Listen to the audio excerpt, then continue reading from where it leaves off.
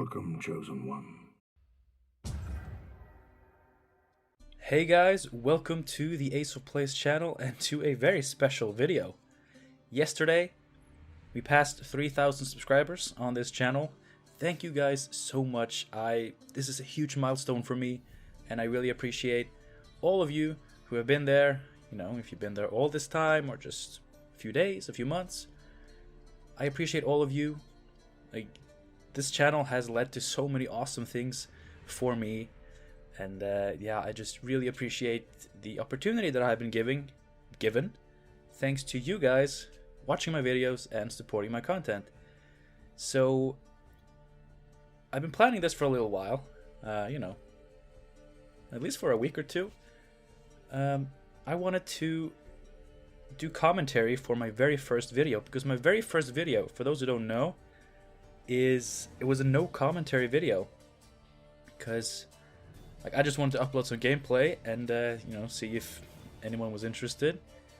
Expecting no views, I woke up the next day and I had like 30-40 views, which, when you're starting out on YouTube with like no followers, that's actually quite a lot. So, like, the next day I was like really pumped and I made my second video right away. And I did commentary, I did like a deck guide for this deck. This was my Crack and Crate Self-Wound deck with Queen's Guards. I called it Everybody Hurts because it's wounding, self-wounding, and then you have, you know, Giant Boar as a finisher. I'm actually working on a rework of this deck using Svalbard. And it's really fun, but I don't think it's really good in the current meta, but, you know, that's... I mean, what is good in the current meta? But yeah, I wanted to do some commentary for this video, you know, do it some justice, because it started this whole thing. And, yeah, I remember nothing from this game. It's just one match. All I remember is most of how my deck looked. And I guess it's worth mentioning, for those of you who started playing after January this year, before January, leaders weren't balanced by provisions. Everybody had 165 provisions, but they were balanced by mulligans. Like, some leaders had more mulligans than others. So Crack and Crate, for example, had 4 mulligans. So when you see the 4 on his leader card, don't think that he only had 4 provisions, because he didn't. You know, that's just to clear stuff up. And of course, this was back when I recorded in 720p, so the quality is a little bit lower, and I apologize for that, but I figured this would be a fun way to celebrate 3000 and do like a little flashback thing, you know, look back at how the game looked and worked back then. Of course, we're playing as Reveal, which is an archetype that doesn't even exist anymore. So this is going to be a lot of fun, and we're going to watch it, and I'm going to, you know, try to cast it like a professional caster. And they're probably just, you know, talk a little bit about, you know, how the game was and how it's changed. So without further ado, why don't we just jump into the game again. Thank you guys so much for all the support. Thank you for clicking on this video. I hope you enjoy it. Let's just click play. So back then I was rank 11, which was actually not bad. There you go, 4 provisions versus Morven with 4 provisions. Oh wait, mulligans. I'm already messing this up. Got the frame rate, the quality. I get what people wanted me to do 1080, because this actually kind of sucked. Say we had Scorch, because we could line it up with Crack and Crate, and like our biggest units were like 5 strength. So I figured Scorch would be a good idea. And Bomb Heaver, because artifacts were cancerous back then.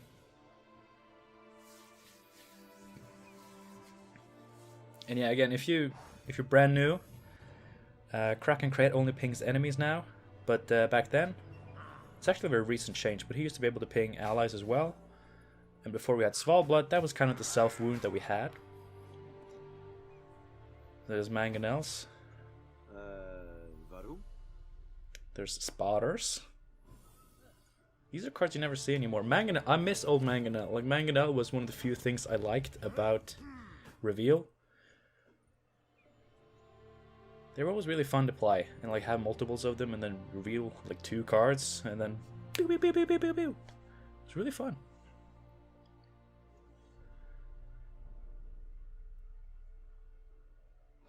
So it's really weird to look back at this, because when I uploaded this video, I had no idea what was going to happen. 3,000 subscribers, official Gwent partner. I've been on the closed PTRs. I've gotten to reveal 2 brand new cards. I joined Team Rankstar. Just so much has happened, and I've made some new friends. I've gotten to interact with so many of you guys, and we're doing this whole custom cards thing. You guys are so active on the custom cards subreddit. Sub-Discord. The channel on my Discord. You guys are so active. I wish I could partake more in the discussion, but like, you guys, oh, you got so much to say, and I love it. I love it. I love being able to interact with you guys. Of course, none of the awesome things that have come from this that I mentioned would have happened without your support. You know, I would have gotten discouraged pretty quickly. I know myself. Like, I would have gotten discouraged really quickly, and I wouldn't have never been here. And right now, I cannot imagine my life without the Ace of Plays channel right now, because it's been such a big part of my life. And now more than ever, I love that. I enjoy it so much.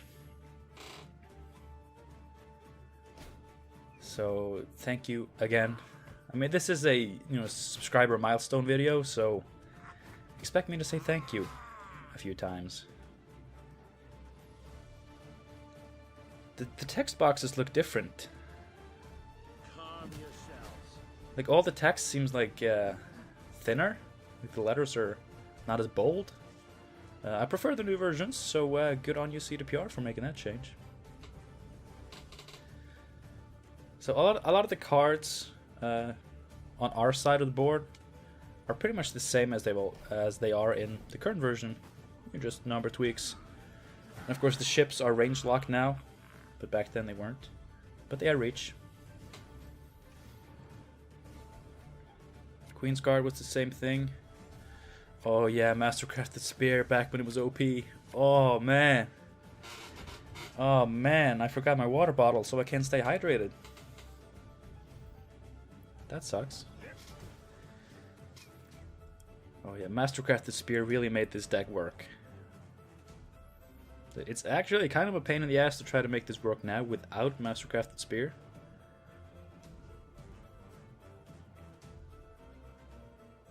But I've been having moderate success with the new version. Self-Wound is definitely a playable archetype, and we've got multiple engines, we've got resurrections for those engines. We don't have Scorch anymore, because it's really expensive, and some of our units go a little bit taller now. Sure, no problem. Oh, Witchers and Roach. 4 strength each. Oh, that hurts. I remember, like, this was... I feel like there were 2 periods of time when Witchers and Roach were auto-include. This was the first one, when they were 4 strength, all of them. Every deck was running them, and one of the reasons I was so proud of this deck was because I got a decent amount of wins without playing those cards. Oh, spheres damaging by reveal amounts. Oh man. My beard was not this majestic when I made this video. That's for sure.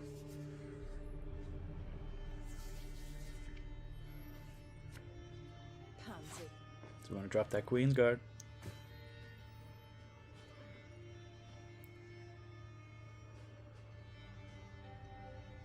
This is so strange.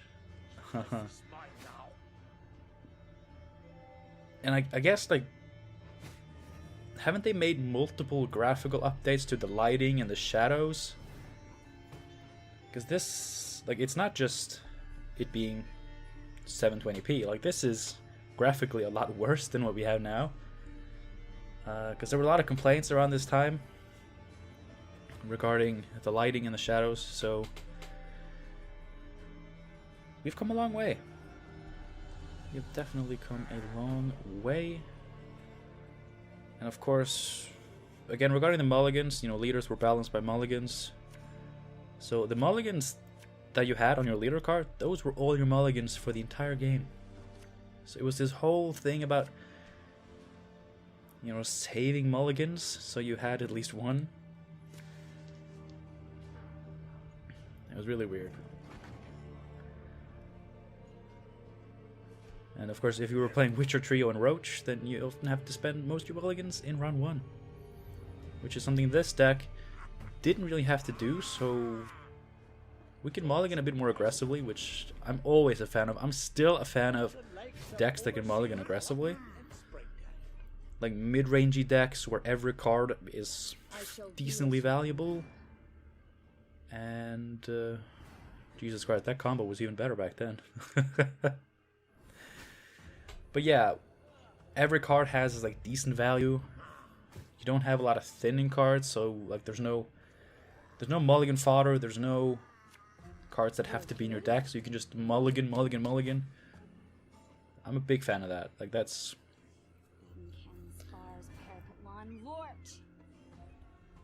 why would you play Triss Marigold and have Slave Hunter in your deck? You don't do that.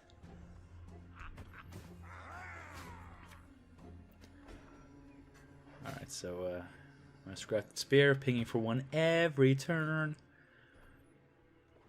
We shall see what the future holds. Yeah, so this is just all-in reveal. Again, an archetype that doesn't exist at all. It's so strange.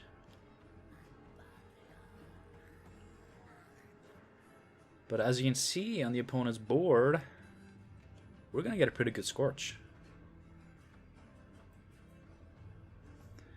Although I'm a little bit screwed with the Haymay Scald because I have nothing I want to discard, so I have to play that last, which forces me to play, you know, my two, potentially 3 if you count Scorch, finisher cards. So I actually play Wild Boar of the Sea.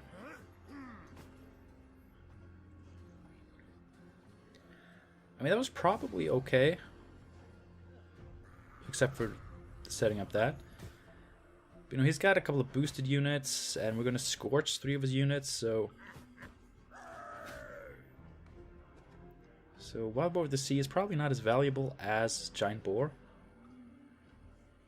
which, of course, will trigger based off of her... Ooh, sorry about that.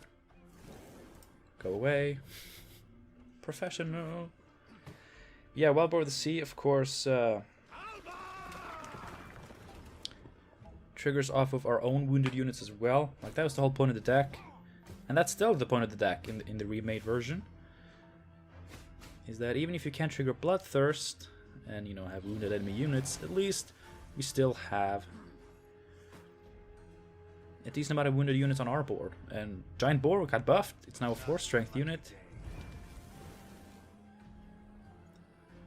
And yeah, this deck doesn't really play into Igni either because of how every Queen's card, except for 1, is 3 strength and the last one is 4. And that's a 13-point Giant Boar. That would have been 14 points if I'd done it now. I love that that got buffed. And I hate that I didn't mute my phone before making a video. I always mute my phone. But yeah, there we go. Didn't even have to play the Haymay Scald because we overpowered this boy real hard. Okay, wait, we don't have to watch that video, but you guys should watch my Simulate videos because they're a lot of fun. A lot of fun. Smart summer games, huh? A lot of Hermitcraft, Merchant, my boy. Miss you, man. Miss you. Well, that was that. That was fun. Looking back at that, like, the game was so different. And, yeah. It's so strange seeing Witchers. Seeing Reveal. Holy shit, that was interesting. That was interesting. I hope you guys had a good time. Hope you enjoyed this as well. Again, thank you so much for all the support. Like, this channel, I'm proud of it. You know, it's something that I have built. And I'm really proud of it, and you guys, you make me feel really good about this thing that I'm doing. So thank you. You've allowed me to do so many awesome things, and you know, probably going to keep on getting to do those awesome things. More card reveals in the future, maybe. More PTRs. More subscribers. If you haven't already subscribed, I mean, come on. if you haven't already subscribed, then you missed being appreciated in this video. You're gonna want to be appreciated in the 4,000 video, right? Right? Subscribe. And like this video. And yeah, my very first video only had 150 views. Now, probably a lot more people are gonna get to watch it with a more like retrospective kind of view, I guess, because it's so long ago. The game has changed so much. Like CDPR have done an amazing job. Like looking back at this video, at the gameplay, everything that was bad about this, I feel, has been fixed and improved greatly. So many things that were bad back then have become so good now. And I think it's important to point that out, because we are probably in a lot of people's minds, this is the worst season we've ever had. At least in a long time. I feel that way. But it's important to remember that despite this misstep, like, we've come such a long way. And you know, Northern Realms is a little bit OP now, but that's better than it being unplayable. Now they can just tune it down a little bit. And then Northern Realms is a fantastic faction. The design of it is way better now. And, you know, just tune down the OP cards and we have a great faction. You know, DJ can go suck a dick. Not in the good way. Which... I know it's weird that I'm saying that. I just don't want to be homophobic and say that, oh, a man sucking a dick, that means he's a bad man. That's not what I'm saying. I just mean, like, there's sucking dick because you want to, in which case, good for you. And then there's sucking dick when you don't want to because you're an asshole. And assholes need dicks in them. This got really gay. And there's nothing wrong with that. Pride. I was gonna do a hand gesture, but do pride people have a hand gesture? I guess it's... God. I'm gonna go now. I'm in a good mood, like celebrating 3,000. I can't even speak. Watching this video, and yeah, I'm really excited for you guys to see this. So let me know what you thought down below, and I'm gonna go before I embarrass myself any further. Until next time, guys, have a good one, and I will see you soon.